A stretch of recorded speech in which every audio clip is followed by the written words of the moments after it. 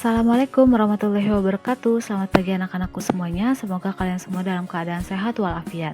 Bertemu lagi dengan saya Ibu Elisa dalam pelajaran Bahasa Indonesia. Baik, hari ini kita akan mempelajari materi tentang berkorespondensi dengan surat pribadi dan juga surat dinas.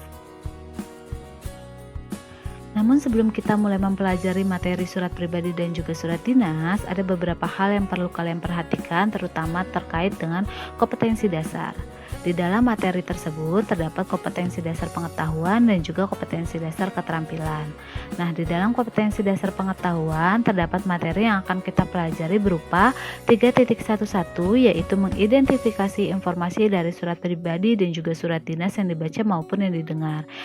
Kemudian terdapat materi 3.12, menelaah unsur-unsur dan kaidah kebahasaan dari surat pribadi dan juga surat dinas yang dibaca maupun yang didengar. Kemudian terdapat kompetensi dasar keterampilan, yaitu di dalamnya terdapat materi 4.11, yaitu menyimpulkan isi dari surat pribadi dan juga surat dinas yang dibaca maupun yang didengar. Kemudian terdapat materi 4.12, yaitu menulis surat pribadi dan juga surat dinas untuk kepentingan resmi dengan memperhatikan struktur teks, kaidah kebahasaan teks, dan juga isi dari surat pribadi dan juga isi dari surat dinas. Nah, pada terkait dengan surat, apa sih kira-kira pengertian surat? Surat adalah sebuah sarana komunikasi untuk menyampaikan informasi atau maksud tertentu secara tertulis oleh suatu pihak kepada pihak lain. Nah, untuk jenis-jenis surat terbagi menjadi dua, yaitu terdapat surat pribadi dan juga terdapat surat dinas. Kira-kira apa sih pengertian dari surat pribadi dan juga surat dinas? Yuk kita bahas di slide selanjutnya ya. Untuk surat pribadi adalah surat yang ditulis untuk kepentingan pribadi dan biasanya ditujukan kepada teman, keluarga, maupun sebuah instansi yang sifatnya pribadi. Sedangkan untuk ciri-ciri dari surat pribadi memiliki ciri-ciri sebagai berikut. Yang pertama, surat pribadi tidak dilengkapi dengan kepala surat atau kop surat. Mengapa? Karena surat pribadi dikeluarkan oleh perorangan atau seseorang yang sifatnya pribadi. Yang kedua, surat pribadi tidak memiliki nomor surat. Yang ketiga, salam pembuka dan juga salam penutup dalam surat pribadi bersifat non-formal atau santai. Ciri yang keempat, bahasa yang digunakan disesuaikan dengan tujuan surat pribadi tersebut. Jika sifatnya resmi, contohnya surat untuk kedua orang tua, maka menggunakan bahasa baku atau bahasa yang lebih sopan. Namun, jika sifatnya tidak resmi, contohnya surat untuk teman sebaya, maka tidak menggunakan bahasa baku atau bisa menggunakan bahasa sehari-hari. Dan ciri yang terakhir yaitu format surat pribadi umumnya lebih bebas. Nah, surat pribadi memiliki unsur-unsur surat atau struktur surat sebagai berikut. Unsur-unsur surat pribadi yang pertama yaitu memiliki tanggal surat, memiliki alamat surat, memiliki salam pembuka, memiliki paragraf pembuka, memiliki paragraf isi, memiliki paragraf penutup, memiliki salam penutup, dan yang terakhir memiliki pengirim surat atau memiliki nama pengirim surat. Sedangkan untuk surat dinas, pengertian surat dinas adalah surat yang dikeluarkan oleh sebuah instansi atau lembaga tertentu untuk keperluan dinas atau keperluan resmi. Surat dinas juga bisa disebut sebagai surat resmi atau surat yang berisi hal-hal yang berhubungan dengan kedinasan atau lembaga atau instansi tertentu. Untuk ciri-ciri surat dinas yang pertama yaitu surat dinas memiliki kop surat yang disertai dengan nama instansi atau lembaga.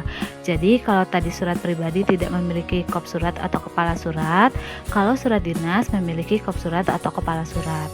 Yang kedua, surat dinas memiliki nomor surat dan juga lampiran sebagai berkas pendukung. Yang ketiga, surat dinas menggunakan bahasa baku dan resmi serta dibuat dalam format tertentu. Jadi kalau tadi surat pribadi memiliki format penulisan bebas, sedangkan surat dinas memiliki format penulisan tertentu atau format khusus. Yang keempat, menggunakan salam pembuka dan salam penutup sebagai bentuk kesopanan dalam berkomunikasi melalui surat. Dan ciri yang terakhir yaitu surat dinas dilengkapi dengan stempel atau cap dari instansi atau lembaga yang mengeluarkannya.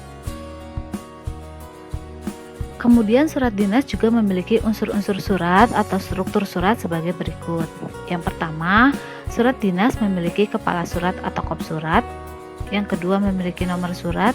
Yang ketiga, memiliki tanggal surat. Yang keempat, memiliki lampiran. Kemudian memiliki hal atau perihal. Kemudian memiliki alamat surat, memiliki salam pembuka, memiliki paragraf pembuka, memiliki paragraf isi, memiliki paragraf penutup, memiliki salam penutup, dan yang terakhir memiliki nama pengirim surat. Nah, sekarang kita bandingkan unsur surat pribadi dan juga unsur surat dinas. Jika surat pribadi tidak memiliki kepala surat atau kop surat, namun di dalam surat dinas memiliki kop surat atau kepala surat. Nah, di dalam surat pribadi maupun surat dinas sama-sama memiliki tanggal surat. Untuk surat pribadi tidak memiliki nomor, lampiran, perihal atau hal, sedangkan di dalam surat dinas memiliki nomor surat, lampiran, perihal atau hal. Nah, untuk surat pribadi dan surat dinas sama-sama memiliki alamat surat, salam pembuka surat, isi surat, salam penutup surat, dan yang terakhir nama pengirim surat. Nah, untuk surat pribadi tidak memiliki tembusan, sedangkan surat dinas memiliki tembusan surat. Berikut contoh surat pribadi beserta unsur atau struktur suratnya. Nah, di sini terdapat contoh surat pribadi di mana unsur atau struktur suratnya sudah lengkap. Yang pertama, surat tersebut memiliki alamat dan tanggal surat. Yang kedua, memiliki salam pembuka. Yang ketiga, memiliki kalimat pembuka paragraf. Yang keempat, memiliki isi surat. Yang kelima, memiliki penutup surat. Yang keenam, memiliki salam akhir. Dan yang terakhir, memiliki nama dan tanda tangan pengirim surat. Selanjutnya, terdapat contoh surat dinas beserta unsur atau struktur suratnya. Di sini sudah tersedia surat dinas yang mana memiliki struktur atau unsur suratnya secara lengkap. Yang pertama, surat tersebut memiliki kepala surat, memiliki nomor, tanggal, dan jumlah lampiran berisi inti atau tujuan surat, memiliki alamat surat, memiliki salam pembuka surat, memiliki paragraf pembuka surat, memiliki inti surat atau isi surat, memiliki paragraf penutup, memiliki salam penutup, dan yang terakhir memiliki nama dan tanda tangan dari pengirim surat. Baik, demikianlah pembahasan materi kali ini terkait surat pribadi dan juga surat dinas. Terima kasih, semoga materi kali ini bermanfaat bagi kalian semua. Terima kasih, wassalamualaikum warahmatullahi wabarakatuh.